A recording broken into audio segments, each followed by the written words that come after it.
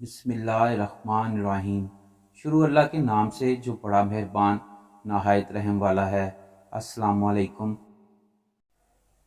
एक दफ़ा हज़रत लुक़मान से किसी ने कर्ज़ लिया। काफ़ी मुद्दत बाद इस शख्स ने हज़रत लुक़मान को पैगाम भेजा कि मैं यहाँ अपने शहर में काफ़ी मसरूफ़ हूँ, इसलिए किसी बंदे को मेरे पास भेज दें ताकि मैं कर्ज़ की रकम वापस कर सकूँ। हज़रत लुक़मान ने अपने बेटे को कर्ज़ की रकम वापस लेने के लिए भेज दिया। जाने से पहले उन्होंने अपने बेटे को 3 नसीहतें की। सबसे पहले नसीहत की कि बियाबान रास्ते में एक घना दरख्त आएगा, तुम इसके नीचे मत सोना। दूसरी नसीहत की कि दरख्त गुजरने के बाद एक शहर आएगा, वहाँ रात क़याम न करना। तीसरी नसीहत की, जिस शख्स से कर्ज लेने जा रहे हो इसके घर पर क़याम मत करना।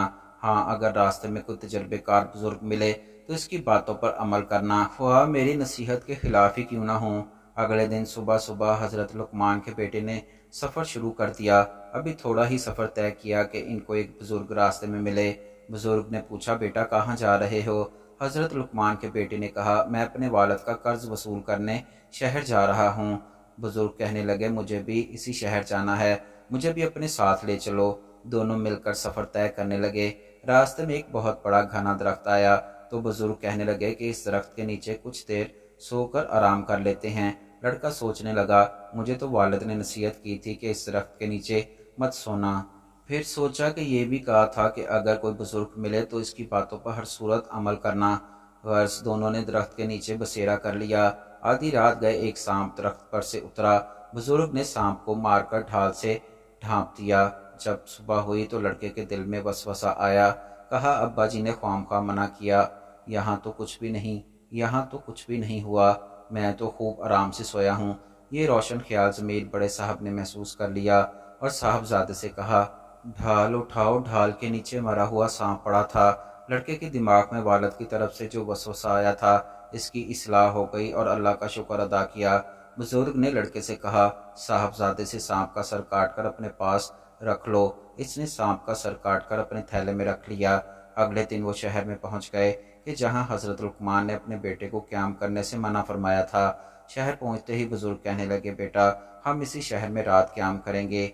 इस शहर की एक अजीब सूरत हाल थी। वो ये कि वहाँ के बादशाह की बेटी जिससे शादी होती, अगले ही रात इसकी लाश मिलती थी। बादशाह को जब खबर हुई कि 2 मुसाफिर शहर में आए हैं और इनमें से एक जवान है, तब इसने फौरी इसकी शादी अपनी बेटी से करवानी चाहिए।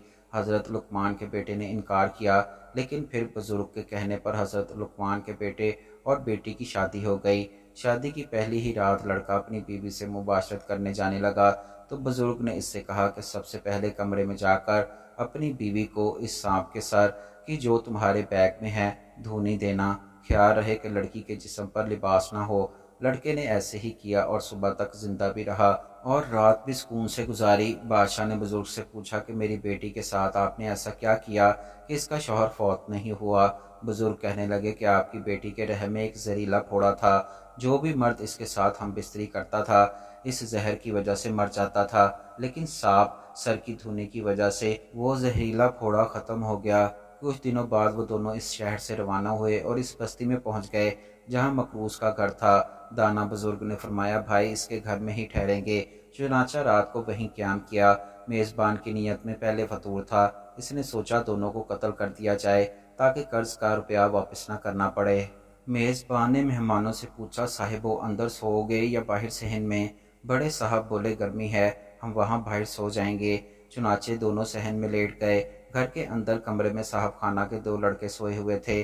जब आधी रात हुई तो बड़े बुजुर्ग हज़रत लुक़मान के बेटे को जगाया और बोले, सर्दी हो गई है, अंदर चलो। दोनों अंदर कमरे में गए और मेज़बान के लड़कों को जगाकर, भाई हमें बाहर सर्दी लगती है, तुम हमारी जगह जाकर लेट जाओ, हम यहाँ सो जाएंगे। जब 3 पहर रात गुजर गई और हर तरफ नींद का पहरा हो गया तो मालिक मकान आया और बाई सोए हुए अपने दोनों लड़कों को कत्ल कर दिया। सुबह हुई तो इसने देखा कि इसके दोनों बेटे मुर्दा पड़े हैं। इसे नहायत सदमा पहुंचा, मगर वो चुप हो गया। इसने मेहमानों को रुपया देकर वापस कर दिया। कर्ज की रकम लेकर वो वापसी का सफ़र तय करने लगे। जब इस मुकाम पर पहुंचे जहां पर बुजुर्ग मिले थे तो बुजुर्ग कहने लगे, बेटा मेरा और तुम्हारा साथ बस यहीं तक का था। हज़रत लुक़मान के बेटे की आंखों में आंसू आ गए और कहने लगे, मुझे अपना नाम तो बता जाएं। बुजुर्ग कहने लगे, तुम्हारा वालिद हमारा नाम खूब जानता है। بیٹا جب والد کی خدمت میں پہنچا تو سارے سفر کی تفصیل سنا کر پوچھنے لگا وہ بزرگ کون تھے۔ حضرت لقمان رحمۃ اللہ علیہ فرمانے لگے وہ بزرگ حضرت خضر علیہ السلام تھے۔